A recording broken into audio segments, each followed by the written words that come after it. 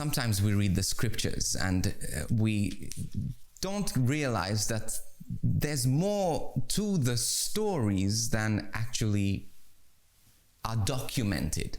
Okay, now I'm not saying, and I'm not being historical here, but hear me out. Do you think that this rich young man ever ended up following Jesus? Or is he gone? Is this rich young man now forever lost? Is this rich young man in hell? He was a good man. He was a good man. He followed the commandments. He did what was right. But he missed one thing, and that was that he was storing up treasures here on earth. That he was living for this world and not for God. Now, while he was walking about, he was hearing Jesus preach. And he was so moved. And because he had good fertile ground, because he was a good man, his heart was moved and he wanted more. He wanted more of Jesus. He wanted more of his love. And it's like you and me. We want more of God. And so he's so full of the Spirit. He's so full of enthusiasm. He goes towards Jesus and he says, Jesus, I want more. I want more. I want you. You see the words you were talking about, this life you're talking about. I want it. I want it. And he was desperate. He was emotional. And Jesus says, you can have it. But the thing is, if you're going to hold on to the things of this world, you're going to have to let go in order to hold on to me. You can't hold on to all of the riches of the world and then try and hold on to me. You're going to end up falling. So Jesus says, just let go. Let go. But he was sad because he had a whole lot of things. His whole life he worked and lived to build these riches. And Jesus is saying, no, not that they're bad. They were good things. But they were taking the place of Jesus. They were taking the place of what could be filled with the love of God. Now think about those things in your life that maybe are taking the place of God. Maybe it's security. Maybe it's even family. It could be wealth. I'm not saying to give up of your family, but well, who holds the most important place in your life? You see, God is meant to be first before your wealth. He's meant to be first before your husband, before your wife, even before your children. Now, it doesn't mean that they're bad. These are good things, but Jesus first. Once we put Jesus first, everything else will fall into place. He was scared to let go. He didn't trust. At that moment, he didn't trust that Jesus would look after him. Because all his life, he looked after himself. His wealth looked after him.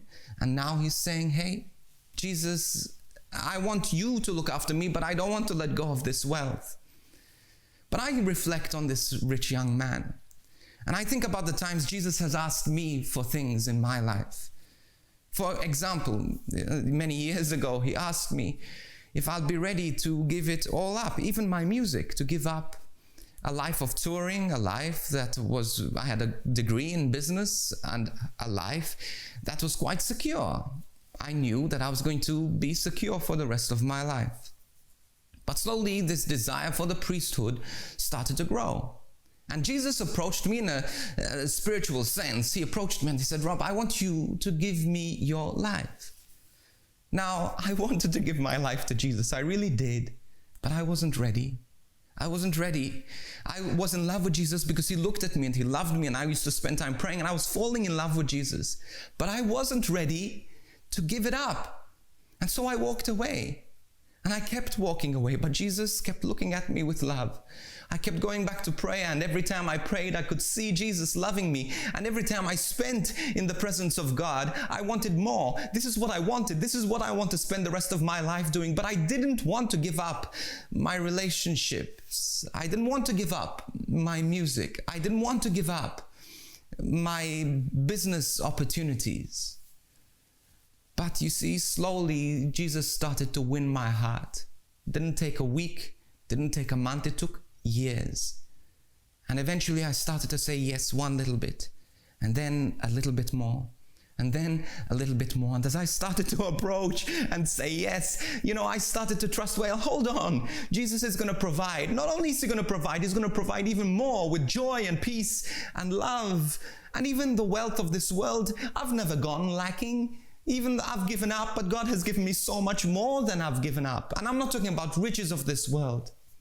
I'm talking about family. I'm talking about friends. I'm talking about understand this extreme joy and security in the love of God.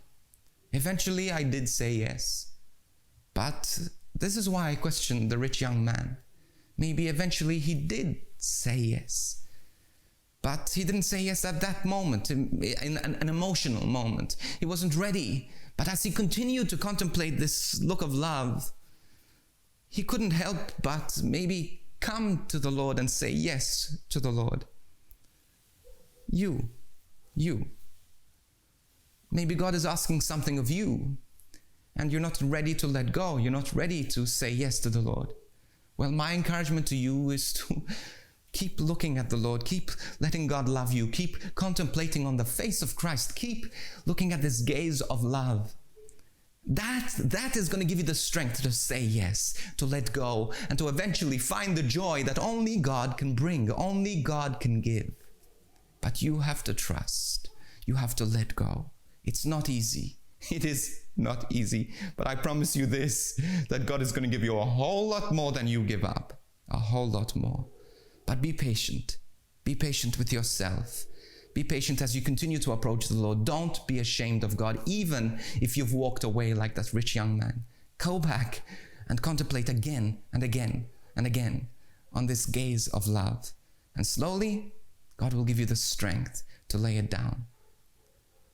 Thank you, Jesus, for your mercy. Thank you for your love. Thank you for looking at us with a look of love, in your love and patience.